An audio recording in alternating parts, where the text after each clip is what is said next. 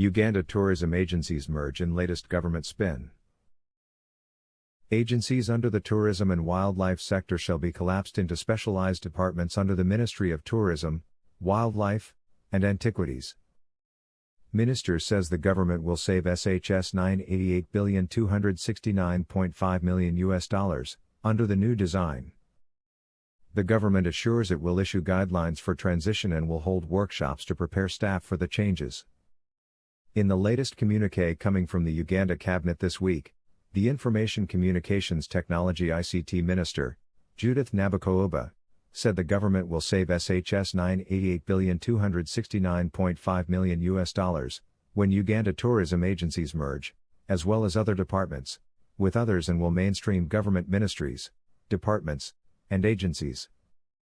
Agencies under the tourism and wildlife sector have not been spared yet again as the Uganda Wildlife Education Centre Trust UWECT, Uganda Tourist Board UTB, Uganda Wildlife Authority UWA, and Uganda Island Chimpanzee Sanctuary shall be collapsed into specialized departments under the Ministry of Tourism, Wildlife, and Antiquities. The merger, first mooted in 2018, will see different units bundled together and others scrapped altogether, said Nabakooba in her statement. In fact, merger plans first surfaced in 2001 when the Honourable Minister was still an undergraduate and when this correspondent was still a junior staffer at UTB, only for the government to rescind their decision after years of keeping staff on edge.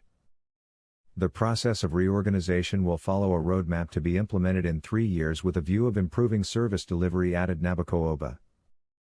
Besides saving taxpayers' money, the minister added that the reorganization will increase efficiency. In a related ETN article dated August 5, 2019, the then Minister of Public Service, Honorable Wilson Murali Mukasa, had rescinded the decision to merge agencies, claiming that some of these agencies were established by Acts of Parliament. To scrap them, you need to go back to Parliament and have the laws repealed. Others have accumulated debts. You cannot just scrap them. The implementation roadmap includes formation of an inter-ministerial committee to handle the reorganization process as well as issuing of orders against creation of new agencies, authorities, and commissions.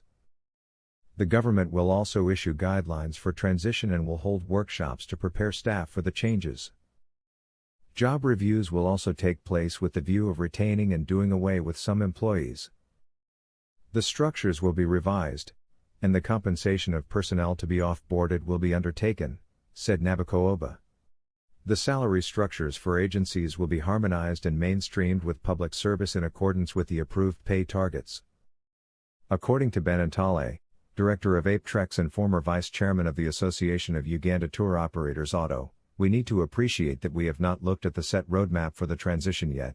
Given what we know of our leaders, we could be better off leaving things the way they are.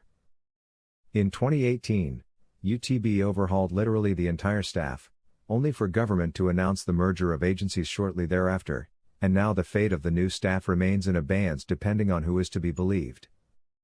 Other sectors have not been spared, including water and environment agencies, the accountability sector, trade and investment, roads and transport, agriculture, and more.